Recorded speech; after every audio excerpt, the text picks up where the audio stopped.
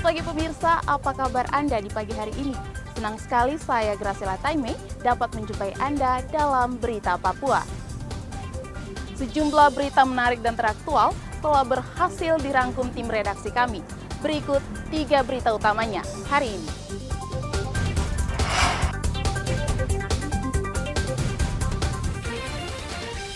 Pimpinan KKB wilayah Yalimo, Askemabel, berhasil diringkus polisi. Unjuk rasa penolakan makan bergizi gratis diduga ditunggangi kelompok separatis. Diduga menganiaya seorang pemuda hingga tewas. 7 tentara di Sorong, Papua Barat diperiksa Propam.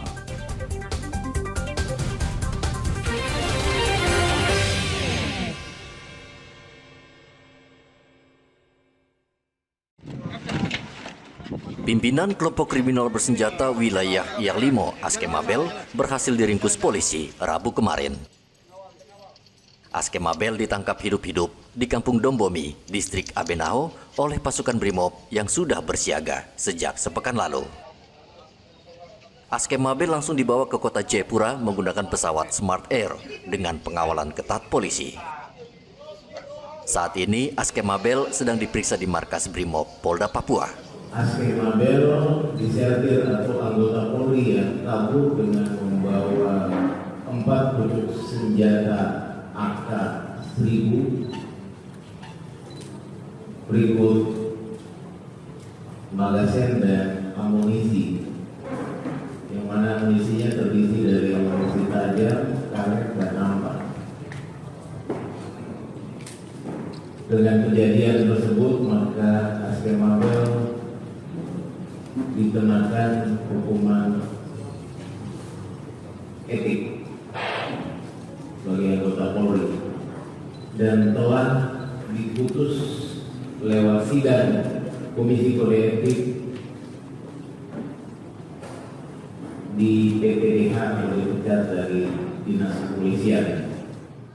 Polisi juga menyita 2 senjata api dan sejumlah peluru. Askemabel adalah polisi yang membawa kabur 4 pucuk senjata api pada tahun 2024. Ia kemudian bergabung dengan sejumlah orang dan melakukan teror penembakan. Dalam aksinya, sejak Juni tahun lalu, kelompok Askemabel telah menewaskan warga sipil dan aparat keamanan di Kabupaten Yalimo. Arthur melaporkan dari Kota Jayapura, Papua.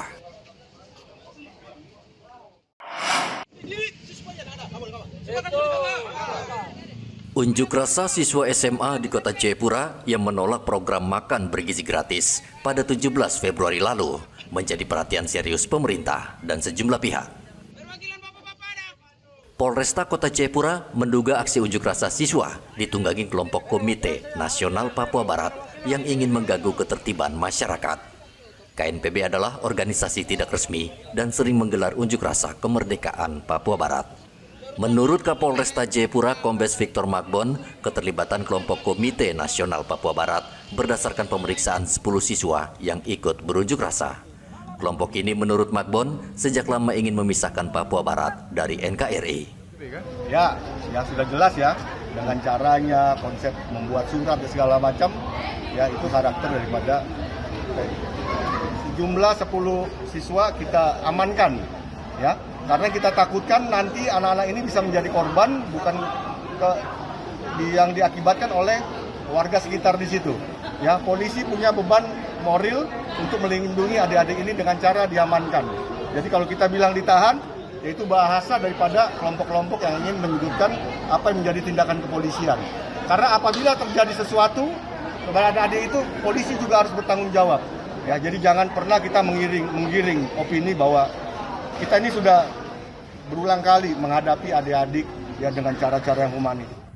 17 Februari lalu, pelajar yang tergabung dalam Solidaritas Pelajar Papua Barat berunjuk rasa di Distrik Heram, Kota Jayapura, menolak program makan bergizi gratis dan menggantikannya dengan program pendidikan gratis. Unjuk rasa yang sama juga dilakukan ratusan pelajar di Kota Wamena, Kabupaten Jayawijaya, Provinsi Papua Pegunungan. Dari Kota Jayapura, Papua, Hendra melaporkan. Denpom Sorong sudah memeriksa 7 tentara yang diduga terlibat dalam kasus tewasnya seorang warga di kilometer 17 Kota Sorong, Papua Barat Daya. Dari hasil pemeriksaan, Denpom saat ini tengah mendalami 3 anggota TNI yang diduga mengeroyok korban pada Jumat pekan lalu. Korban bernama Abner Karet, ia diduga dianiaya oleh tentara. Sebagai upaya mediasi pertama di Polres Sorong, pihak TNI telah menyerahkan uang duka sebesar 150 juta rupiah ke pihak keluarga. Kapendam 18 Kasuari, Kolonel Infantri Syawaludin Abu Hasan, menegaskan proses hukum tetap berjalan dan TNI tidak akan menutup-nutupi kasus ini. Penyelesaian terhadap anggota kami yang terlibat dalam permasalahan yang Jumat malam sampai dengan Minggu kemarin itu berjalan. Yakinkan bahwa anggota kami akan diproses sesuai dengan prosedur hukum yang berlaku. Gitu. Apabila dia salah akan dikenai. Sekarang 7 orang yang ada dan 3 orang yang diduga. Masih kami konfirmasi dengan pihak dalam hal ini POM, Denpom Sorong untuk pendalaman lebih lanjut. Pada Jumat pekan lalu, sekelompok tentara dari Yonsipur 20 terlibat bentrok dengan sekelompok warga di Jalan Klamono, Kota Sorong. Insiden itu dipicu tersinggungnya seorang anggota TNI pada seorang warga saat mengunjungi pacarnya. Bentrokan menyebabkan 1 orang tewas. Topan melaporkan dari Kota Sorong, Papua Barat Daya.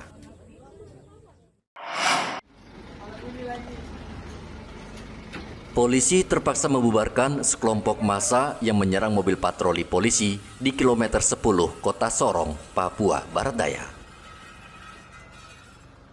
Sebelumnya, polisi akan membuka blokade jalan di kilometer 10, namun dihalangi sejumlah warga yang memblokade jalan. Kapolresta Sorong Kota Kombes Hapi Perdana mengatakan tindakan pembubaran blokade jalan dilakukan polisi karena warga sudah mengganggu aktivitas umum. Tadi kita sudah melakukan tindakan tegas terukur, ya.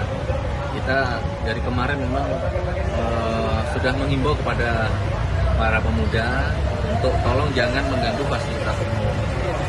Dan mereka menyampaikan beberapa tuntutan-tuntutan terkait masalah yang kemarin terjadi, ya, bentrok antara 2 pemuda yang berseberangan. Oke, kemarin akhirnya kita mempertemukan kedua belah pihak, ya, antara kedua belah yang sedang konflik. Sebelumnya sejumlah warga di kilometer 10 Kota Sorong memblokade jalan utama menuju Kabupaten Sorong. Blokade dilakukan karena warga tidak terima ada anggota keluarga mereka yang tewas pada Sabtu lalu. Topan melaporkan dari Kota Sorong, Papua Barat Daya. Pangdam 18 Kasuari, Maijen Jimmy Ramos Manulu, meninjau langsung program makanan bergizi gratis yang dilaksanakan Kodim 1801 Manokwari. Makan bergizi gratis terus berjalan meski baru uji coba karena kekurangan anggaran. Pangdam melihat langsung 189 siswa di SDJPK 14 Maranatha Manokwari yang mendapat paket makanan gratis. Sementara itu, Sekretaris Sinode Gereja Kemah Injil Masehi Kingmi Indonesia di Tanah Papua, Yones Wenda, mengimbau seluruh masyarakat Papua untuk mendukung program makan bergizi gratis. Menurutnya, program ini sangat penting bagi anak-anak Papua untuk meningkatkan gizi dan kesehatan mereka dalam menunjang pendidikan di sekolah. Itu program pemerintah ini sangat-sangat penting untuk membantu kita orang Papua, lebih khusus orang Papua yang ekonomi lemah. Dan ini juga salah satu untuk meringankan beban orang tua khususnya di Papua. Kami dari tokoh agama Papua sangat mendukung program ini. Tetapi ada orang-orang yang tertentu menolak atau demo makan siang bergizi ini. Ini bukan seluruh orang Papua, tetapi ini oknum-oknum yang tertentu yang tidak mau mengikuti program pemerintah ini. Ia juga menekankan bahwa program ini sangat membantu keluarga Papua yang memiliki keterbatasan ekonomi. Dengan adanya MBG, pemerintah memberikan perhatian khusus untuk meringankan beban orang tua dalam memenuhi kebutuhan gizi anak. Program makanan bergizi gratis di Papua belum berjalan karena Badan Gizi Nasional masih menghitung kebutuhan anggaran. Edi melaporkan dari Manokwari, Papua Barat. Pelantikan gubernur, wali kota, dan bupati se-Indonesia berlangsung pada Kamis pagi. Kepolisian Merauke terus meningkatkan patroli di sejumlah tempat untuk memastikan situasi di Merauke aman. Selain patroli, polisi juga gencar melakukan razia atau sweeping. Saat ini situasi kita masih kondusif ya. Oleh karena itu kita jaga jangan sampai berkembang ya. Orang yang punya niat-niat untuk membuat keruh suasana di Merauke kita gagalkan dengan bentuk patroli kita. Adapun sasaran kita ya, yang pertama seperti biasa ya, orang mabuk, bawa sajam ya, obat-obatan terlarang ya, ganja dan sebagainya, miras. Beberapa daerah di Merauke yang rawan kriminalitas antara lain kawasan Cigombong, Kudamati, Mopah, serta Buti. Usai pelantikan, seluruh kepala daerah akan mengikuti retret di Magelang, Jawa Tengah selama sepekan. Retret bertujuan agar kepala daerah memahami tugas pokok dan kewajiban sekaligus menyelaraskan visi dan misi dengan program nasional termasuk Astacita.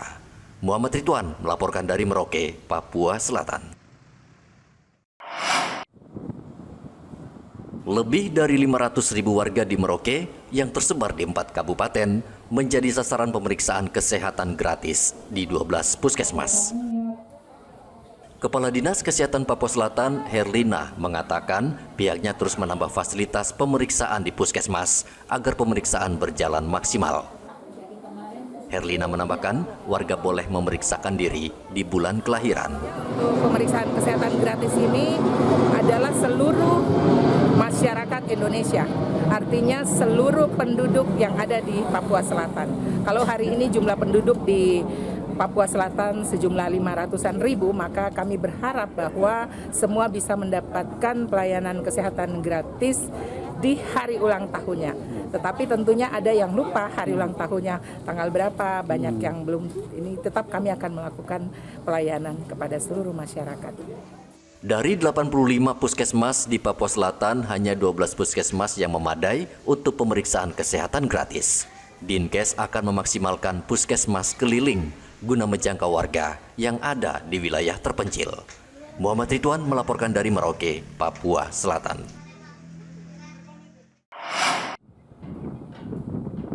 Pemerintah saat ini tengah melakukan efisiensi anggaran di beberapa kementerian, termasuk Polri. Polres Merauke, Papua Selatan, saat ini juga melaksanakan efisiensi atau penghematan dengan membatasi perjalanan dinas dan pembelian alat tulis kantor atau ATK.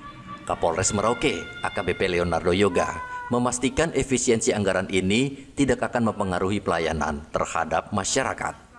Karena kalau kita berbicara efisiensi, itu berarti bukan semata-mata pengurangan, ya, tapi lebih kepada penghematan tanpa mengurangi kualitas daripada pelayanan. Dalam hal ini, tugas-tugas kepolisian sebagai pelindung pengayom, kemudian pemelihara Kamtipmas, serta penegakan hukum tentunya tetap harus berjalan dan tetap terjaga untuk kualitasnya.